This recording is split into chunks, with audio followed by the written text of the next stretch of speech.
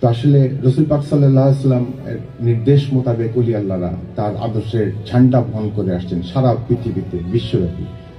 নবুয়তি শেষ হয়ে গেছে, তো এখন তো আমরা নবীকে পাবো না। সুতরাং নবীর আদর্শে বেলায়েতি যেটাকে বলা হয়, আমাদের নবী সাল্লাল্লাহু আলাইহি ওয়াসাল্লামের আদর্শের ঝান্ডার বাহক যারা, তার আদর্শের ধারক বাহক, তারাই পৃথিবীতে সেই নবীজির সাল্লাল্লাহু আলাইহি ওয়াসাল্লামের আদর্শের ঝান্ডা বহন করে আনবে।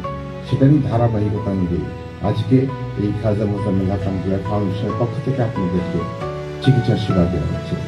এটা সম্পূর্ণ অরাজনৈতিক এবং অলাভজনক। সমস্ত মানুষ যারা আমার সঙ্গে একাত্মা হয়ে এটাকে সহযোগিতা করেছেন, আমি তাদের প্রতি কৃতজ্ঞতা জানাই। মহান আল্লাহ পাক যেন এই মহান ওলি আল্লাহর ওসিলায় আপনাদের এই খেদমতের নেক্সট যাত্রা